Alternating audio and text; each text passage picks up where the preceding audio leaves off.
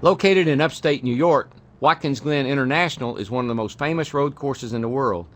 NASCAR made its first visit in 1957 and came back in 1964 and 1965. From 1961 through 1980, the Glen hosted the United States Grand Prix, but in 1981, the track fell into bankruptcy. International Speedway Corporation wound up buying and restoring the track, and NASCAR made its long-awaited return in 1986. Since then, the Glen has been one of just 2 road races on the NASCAR schedule. When it comes to taming the Glen, your first step should be to get out there and drive until you learn its basic layout.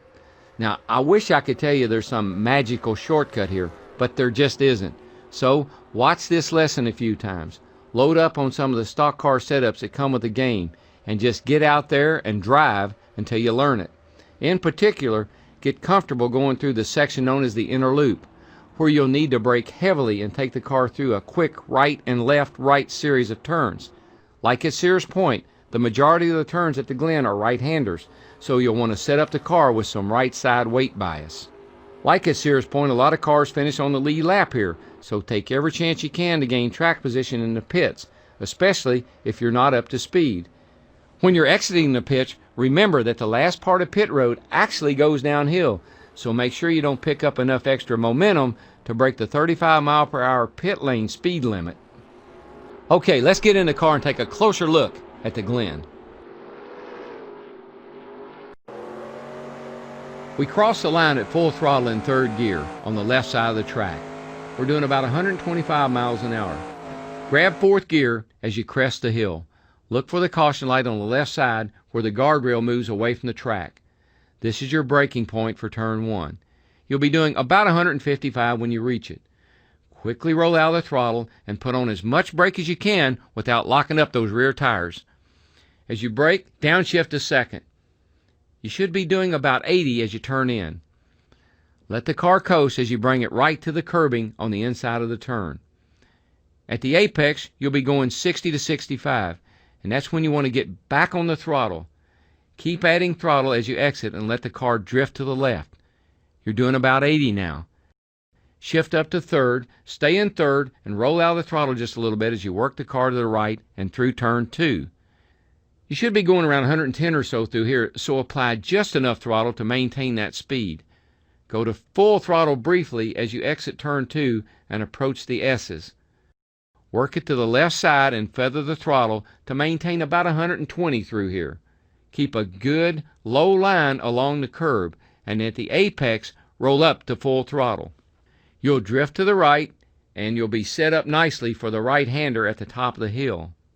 Maintain full throttle, stay to the right, and go up to 4th as you drift the car left through the exit of the S's. Keep to the left and stay on full throttle. You should top 170 before you hit the inner loop braking point, which is halfway between the 600 and 500 signs on the left.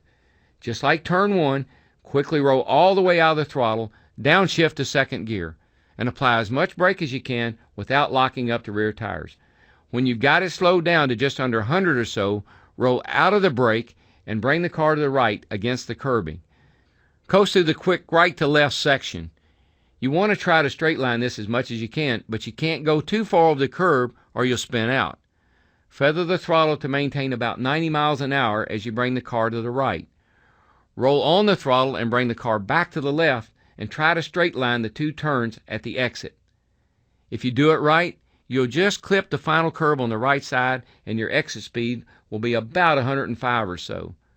The car will drift left as you exit the area, but don't let it go too far or you'll ruin the approach to turn 9. This is a long downhill right, so feather the throttle and work the car from left to right.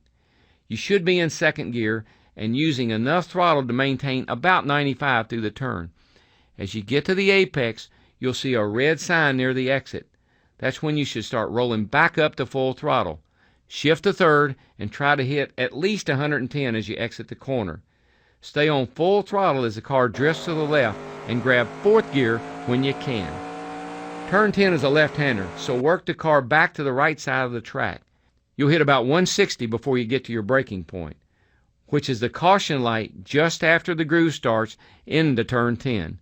Just like turn 1, quickly roll out of the throttle, and as you downshift to 2nd, Apply as much brake as you can.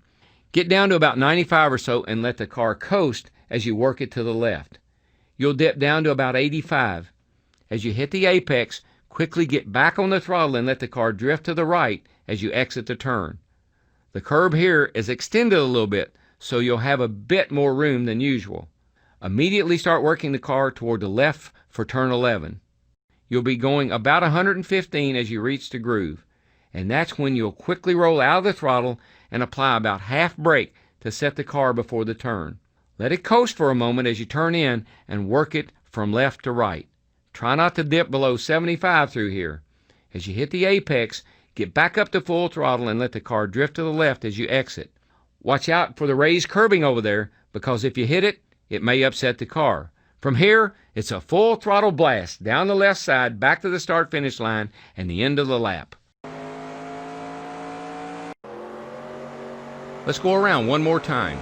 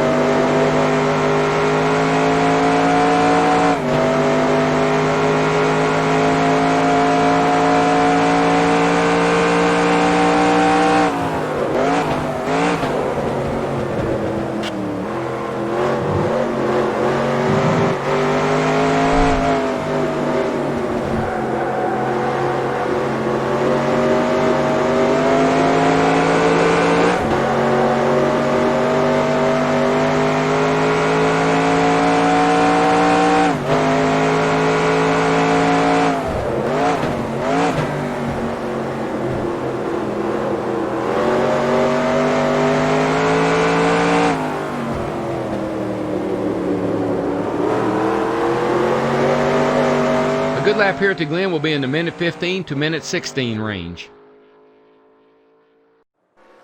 There's Watkins Glen International, one of 2 road courses. This one is faster, easier to learn, and has more passing opportunities. But that doesn't mean that it's easy.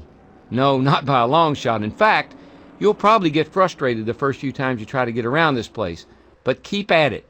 Unlike Sears Point, the Glen is pretty straightforward, so there aren't a lot of nasty surprises waiting for you out there. You want to get to the point where you're so familiar with the track that you can concentrate on racing instead of just surviving.